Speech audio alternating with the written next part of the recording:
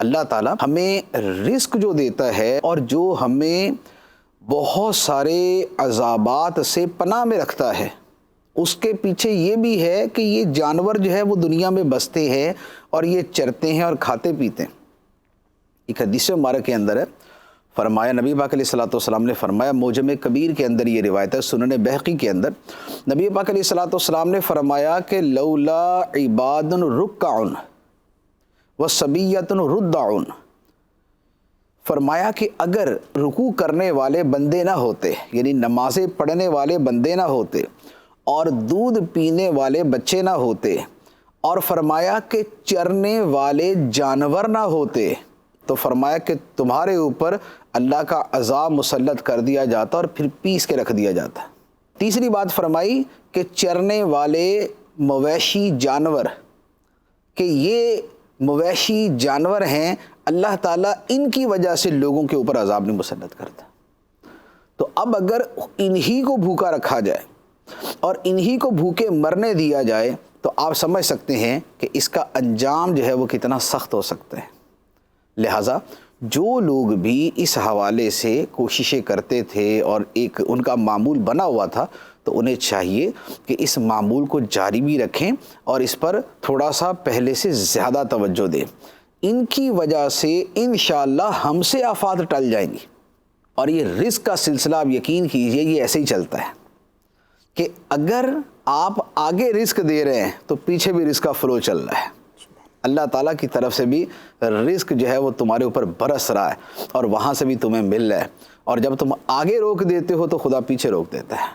اور یقین کیجئے یہ بہت مرتبہ ہوتا ہے کہ بعض لوگ، مجھے آج تک ایک واقعہ یاد ہے کہ ایک میرے جاننے والے تھے، انہوں نے ایک مرتبہ مجھ سے مسئلہ پوچھا کہ جناب وہ ہم اپنی چھت کے اوپر پرندوں کو دانہ وغیرہ ڈالتے تھے، اب ہم نے نیا گھر بنا لیا تو بڑا خوبصورت ہے، اب دانہ ڈالیں گے تو پرندے گند کرتے ہیں تو مسئلہ ہو جاتا ہے۔ میں نے کہا بھئی آپ یہ نہ روکنا نہیں، وہاں نہیں تو کوئی اور طریقہ اختیار کر لو، لیکن پرندوں کا رزق نہ روکنا ہے، مسئلہ ہو جائے گا۔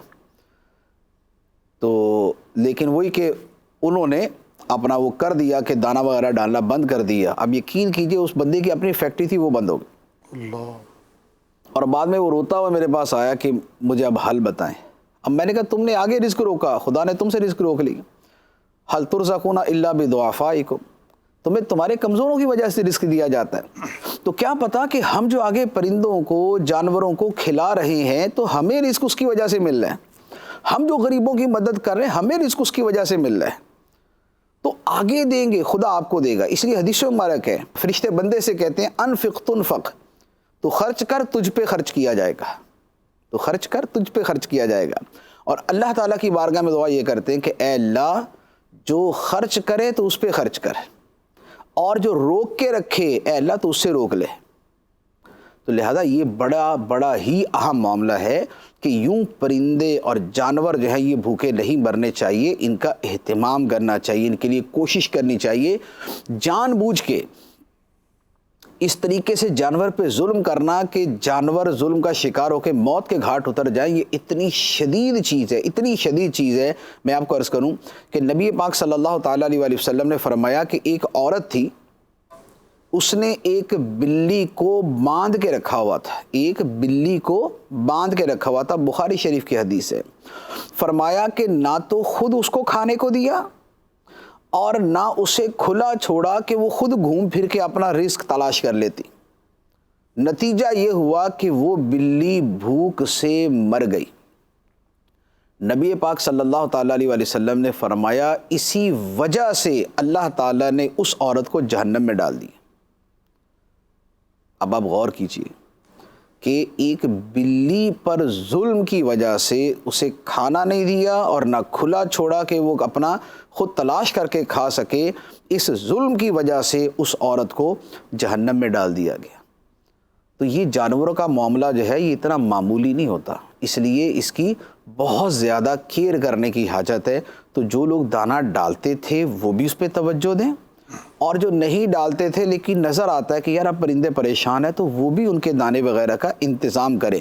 اور وہ کہ جنہوں نے پنجروں میں قید کیا ہوا تھا یا جو بیچنے والے تھے، جو اس کا کاروبار کرنے والے تھے، جن کی جو ہے نا وہ دکانوں پر جو ہے وہ پنجروں کے اندر یہ سارے پرندے رکھے ہوئے تھے، تو وہ تو دکانیں بند کر کے بیٹھے ہوئے. اب دکانیں بند ہیں، پرندے اندر مر رہے ہیں. تو کوئی نہ کوئی ایسا قانونی حل کرتے ہوئے، قانونی طریقہ کار اختیار کرتے ہوئے کوئی ایسی صورت بنائے کہ یہ پرندے اس طریقے سے نہ مرے. کیا پتہ کہ اس طریقے سے مرنے کی وجہ سے ادھر بھی اموات بڑھتی جائیں اور ان کے بچانے کی وجہ سے یہاں پر بھی جو ہے نا وہ جان چھٹنا شروع ہو جائے. رزق دینے سے اللہ تعالیٰ رزق دیتا ہے.